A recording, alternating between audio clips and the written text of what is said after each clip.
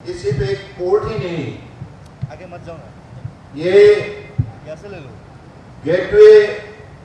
To north east Nepal Bhutan की है और अगले दिनों में ये पोर्ट का आत्मनिर्भर भारत निर्माण करने के सिलसिले में इस कार्यक्रम को सफल बनाने में एक बहुत बड़ा भूमिका रहेंगे। बड़ा आदरणीय प्रधानमंत्री जी को मैं भक्ति भावनाओं से प्रणाम देते हुए मैं यही कहना चाहता हूं कि आपने आज देश को दुनिया के सर्वश्रेष्ठ राष्ट्र के हिसाब से खड़ा करने के लिए जो कदम उठाए हैं और आपने हर नागरिक को जैसे अनुभव जगाया है, जागरूक किया है, मुझे लगता है कि इस लक्ष्य पर हमें पहुंचने के लिए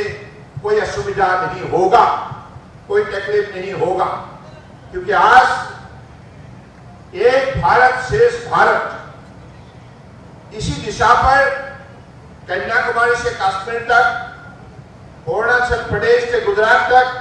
हर प्रदेश में बसे हुए हर वर्ग के लोग आज एक साथ टीम इंडिया की भावना शक्ति से जुड़े हुए हैं और एक साथ मिलकर मेहनत करने का संकल्प किया है, प्रतिबद्ध हुआ है। तो इसलिए मैं चाहता हूं कि हम भी इसी सफर पर एक बहुत बड़ा भूमिका निभाए,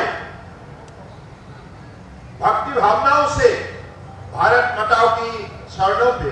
सिर झुका के हमें आगे दिनों में देश को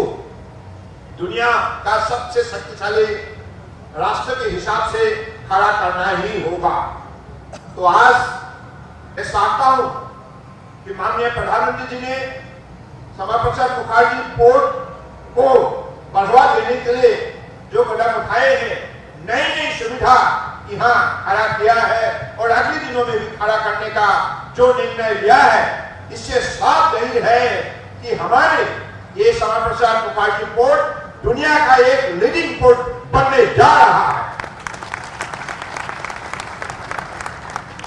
और हमारे पड़ोसी जो देश है, बांग्लादेश हो, नेपाल हो, भूटान हो, म्यांमार हो और नॉर्थ ईस्ट हमारे देश का हमारे एक इंटीग्रल पार्ट होने के नाते अगले दिनों में इस पोर्ट के जरिए हमारे किसान हो, एमएसएमई सेक्टर में जुड़े हुए हमारे छोटे बड़े हमारे जो भी इंडस्ट्रियलिस्ट हो, एंटरप्रेन्योर्स हो, सबको अपने उत्पादित सामग्री को देश के अंदर हो, विदेश में भेजने के लिए ये श्यामा प्रसाद मुखर्जी पोर्ट बहुत बड़ा सुविधा प्रदान करेगा, मौका देगा। ये एक ऐसा एक पोर्ट बनने जा रहा है जिसके जरिए नदी और सागर दोनों के छोड़ के देश की शक्ति, देश को आत्मनिर्भर बनाने के लिए बहुत बड़ा भूमिका निश्चित रूप से निभाने जा रहा है। इसलिए आप सब विशेष रूप से वेस्ट बंगाल देश की बहुत बड़ा एक हमारे प्रदेश है और वेस्ट बंगाल की भी देश मजबूत बनाने के लिए जो आपका भूमिका है ये प्रशंसनीय है और इससे हमारा ही उम्मीद है कि हम अगले दिनों में एक साथ मिलकर हम जब मेहनत करेंगे तो मुझे लगता है कि हमारा सपना पूरे होने में कोई दिक्कत नहीं होगा। विशेष रूप से माननीय प्रधानमंत्री जी ने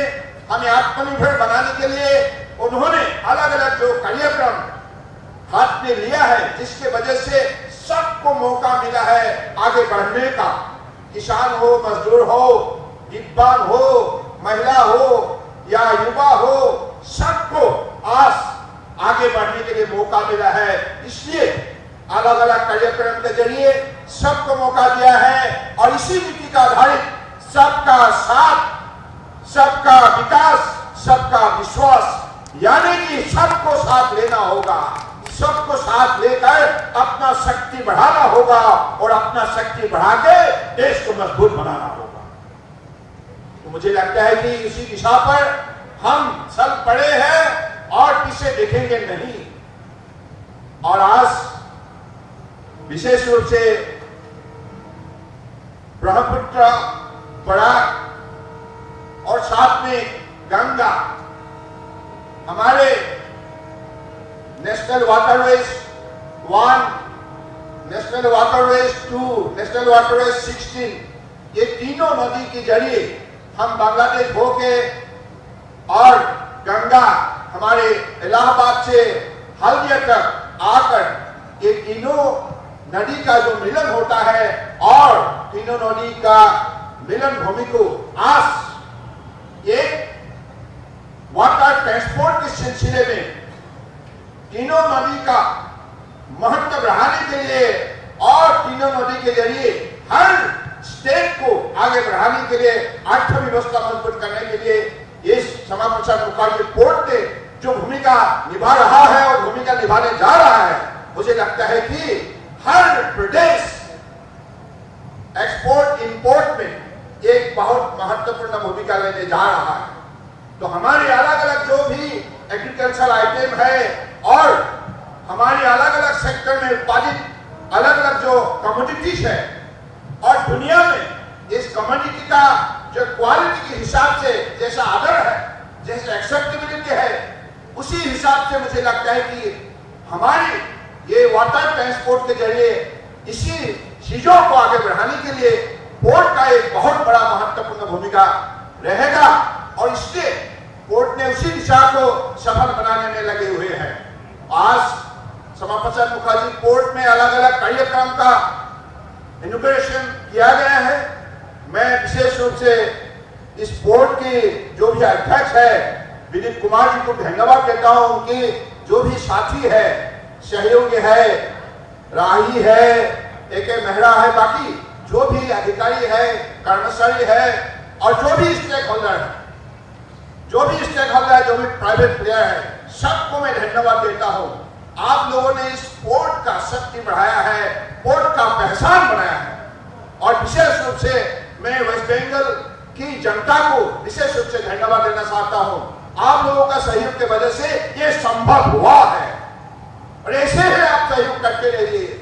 क्योंकि प्रधानमंत्री जी ने फिर से हमें बार बार कहा है कि अगर देश में परिवर्तन लाना है, किसी का जीवन में परिवर्तन लाना है, समाज में परिवर्तन लाना है तो कठोर परिश्रम करना होगा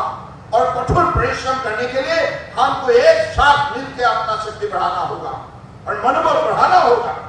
दिखाना होगा दुनिया को हम सबसे शक्तिशाली है। तो इसलिए मैं चाहता हूं कि आज के दिनों में आप सब श्यामा प्रसाद मुखर्जी पोर्ट को आगे बढ़ाने के लिए आप सहयोग करते रहिए और हमारी तरफ से, भारत सरकार की तरफ से, सागरमाला प्रोजेक्ट की तरफ से अलग अलग कार्यक्रम दिया जाएगा, क्योंकि आज जो कार्यक्रम हमने शुरू किया है ये छोटे छोटे कार्यक्रम है। अगले दिनों में और भी बड़ा कार्यक्रम यहाँ हम जोड़ने के लिए निर्णय हम लोगों ने लिया है। तो समय पे इसका सही आपको चेहरा दिखने के लिए मिलेगा। मुझे इसी शब्दों का साथ और यहाँ हमारे चीफ कमिश्नर कस्टम जी है, मतलब हमारे अनिल कुमार गुप्ता जी है, मैं आपको भी धन्यवाद देता हूं, क्योंकि कस्टम का बहुत बड़ा भूमिका होता है पोर्ट को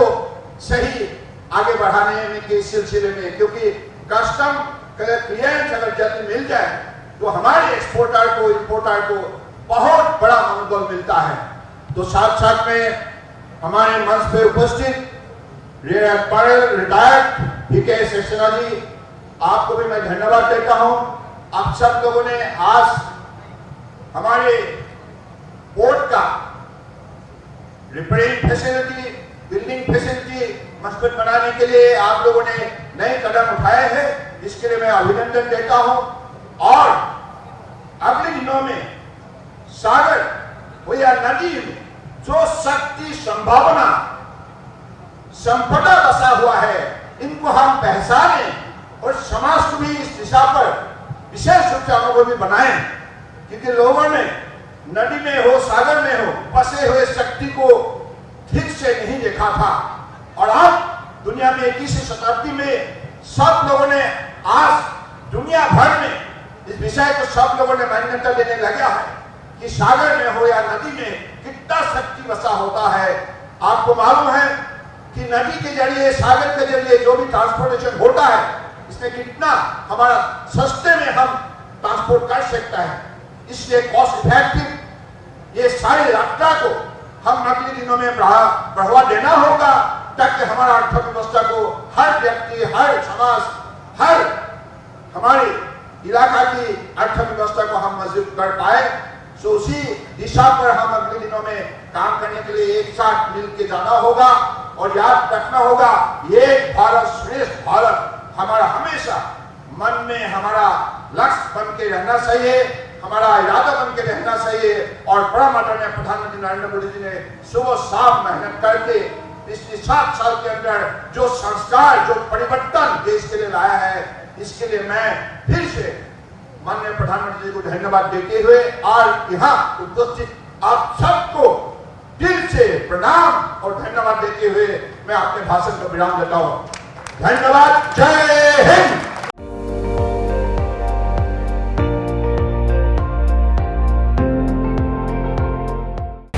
আপুনি চাই আছে ND24 সৰ্বশ্ৰেষ্ঠ নহয় সৰ্বোত্তমৰ দৌৰত।